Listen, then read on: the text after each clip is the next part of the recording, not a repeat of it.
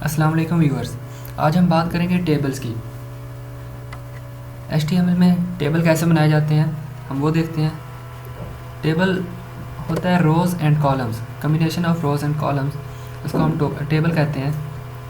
Table बनाने के लिए हमारे पास यहाँ पर एक टैग होता है टेबल का। ओके, ये क्लोज भी होता है टेबल। इसको हम बॉर्डर देते हैं। अगर हम बॉर्डर नहीं देंगे, बॉर्डर की हमारे पास दो ही वैल्यूज़ होती हैं, एक तो 0 और दूसरी होती है 1। अगर हम 1 देते हैं तो बॉर्डर शो होगा, मतलब आउटलाइंस जो होंगी वो शो होंगी। अगर 0 होगा तो कुछ भी हमें शो नहीं होगा टेबल का। यहाँ पर मैं सेव करता हूँ। यहाँ पर मैंने रिफ़्रेश किया, अभी तक तो हमारे पास यहाँ कुछ भी नहीं आया। ठीक है, यहाँ पर बस एक डॉट है क्योंकि अभी तक हमने टेबल में कुछ भी नहीं बनाया। यहाँ पर मैं अगर एक रो बनाना चाहूँ तो TR होता है हमारे पास टैग टेबल रो के लिए, और यहाँ पर ये टैग भी क्लोज होता है TR। मैंने सेव किया, रिफ़्रेश किया, देखें ये थोड़ा सा बड़ा हो गया। अब मैं यहाँ पर इसके अंदर डाटा इंसर्ट करता हूँ। अगर डाटा मैंने इंसर्ट करना है तो मेरे पास होता है TD का टैग, टेबल डाटा। यहाँ पर मैं लिख देता हूँ नेम TD क्लोज। मैं एक और इसमें सेल बनाऊँगा। अगर मैं यही करता हूँ, सिर्फ सेव किया मैंने और यहाँ पर रिफ़्रेश किया, तो बस यहाँ पर एक नेम का एक सेल शो हो रहा है। अगर मैं अभी दूसरा नहीं बनाता, मैं दूसरी रो बनाता हूँ TR। ये TR सिर्फ हमारे पास रो बनाने के लिए होता है। और मैंने यहाँ पर TD दिया, नेम दे दिया मैंने इरफान, और यहाँ पर TD क्लोज, यहाँ पर TR क्लोज। इसको सेव किया मैंने, रिफ़्रेश किया तो आप देखें नेम है और यहाँ पर इरफान, यानी पहले TR में नेम आ रहा है और दूसरे TR में टेबल रो में इरफान। इस तरह से रोज़ होती हैं और इस तरह से कॉलम्स होती हैं, यानी ऊपर से नीचे कॉलम्स और साइड से जो होता है वो होती है रो। मैं यहाँ पर एक और देता हूँ TD। मैं यहाँ पर दे देता हूँ एज, TD क्लोज, सेव किया, रिफ़्रेश किया तो ये देखें यहाँ पर तो बन चुका है एक सेल। जब मैं TD करता हूँ तब उस रो में एक सेल बन जाता है। इस रो में तो एक सेल बन गया, यहाँ पर नहीं, मैंने कोई TD लगाया तो इसलिए कोई सेल नहीं बना। अगर मैं यहाँ पर सेल बनाना चाहूँ तो मैं यहाँ पर करूँगा TD और यहाँ पर TD क्लोज, सेव करता हूँ। मैंने इसके अंदर कुछ भी नहीं दिया अभी, मैंने इसको रिफ़्रेश किया, देखें अब ये सेल बन चुका है। इसके अंदर मैं डाटा दे देता हूँ, जैसे मैं 21 दे दिया, सेव किया, रिफ़्रेश। इस तरह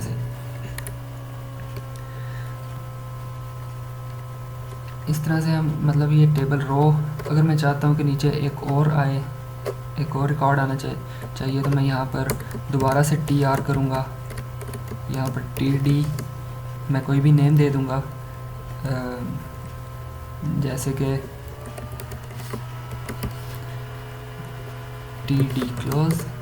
यहाँ पर मैं दे दूँगा TD और मैं यहाँ पर दे दूँगा 22 TD और TR क्लोज, यानी यहाँ इसने एक और रो बना दी है। मैं यहाँ पर रिफ़्रेश करता हूँ तो ये देखें एक और रो बन चुकी है। अगर मैं एक और कॉलम बनाना चाहता हूँ तो मुझे यहाँ पर एक और इंसर्ट करना पड़ेगा ब्लॉक TD के लिए। जैसे मैं यहाँ पर दे देता हूँ कि EDU एंड TD क्लोज, तो ये देखें इस तरह से ये एक नया कॉलम बन चुका है।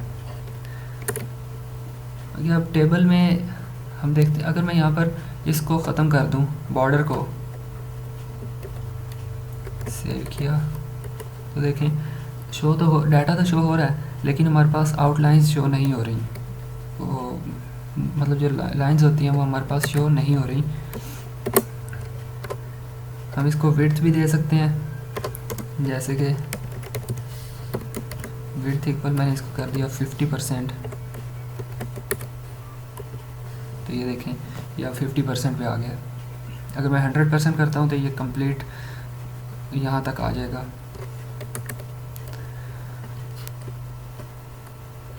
अभी हम इसमें देखते हैं रो स्पैन और कॉलम स्पैन।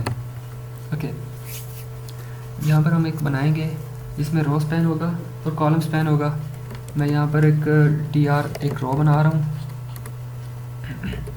इसके अंदर मैंने एक डाटा दिया, उसको उसमें मैं लिख देता हूँ टेबल, क्लोज़ कर दिया, और इसको मैंने भी क्लोज़ कर दिया। यहाँ पर आ गया टेबल। मैं चाहता हूँ एक तो ये सेंटर में लिखा हुआ है, सेंटर में करने के लिए मैं इसको यहाँ पर अलाइन कर सकता हूँ।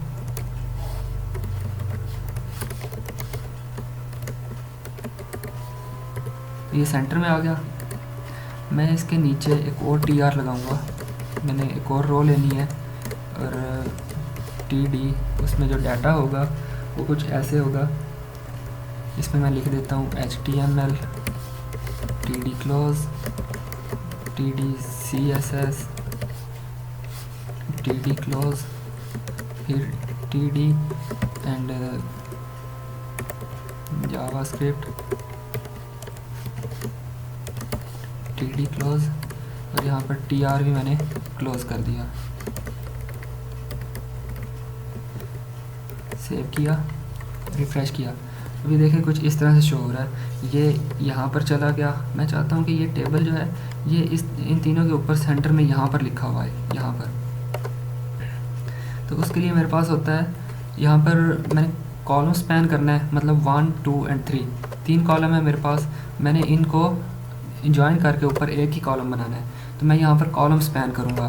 कॉलम स्पैन करने के लिए मैं यहाँ पर लगा दूँगा, इसी में मैं इसको स्पेस देकर कॉलम स्पैन कर देता हूँ =3।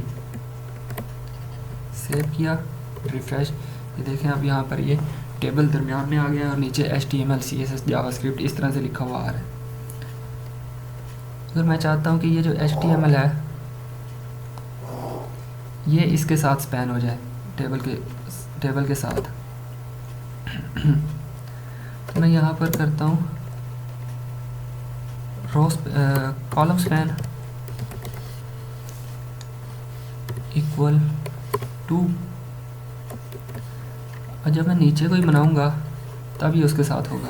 एक सेकेंड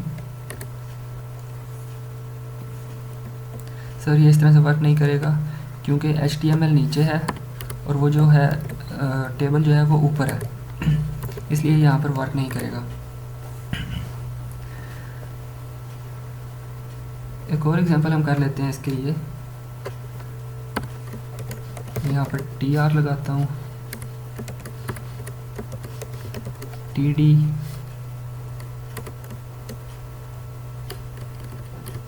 और यहाँ पर मैं दे देता हूँ इंग्लिश क्लोज।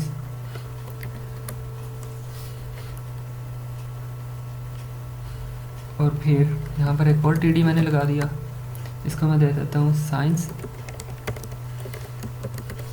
क्लोज। इन दोनों को मैं कॉलम स्पैन कर रहा हूँ।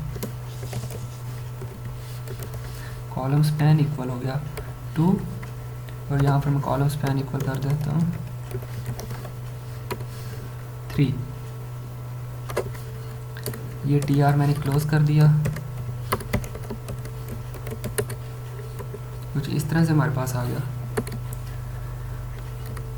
यहाँ पर मैंने एक और रो बना ली और उसमें मैं डाटा दे देता हूँ TDA,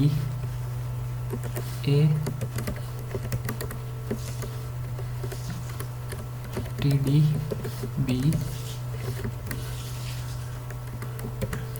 TD, PHY फिजिक्स,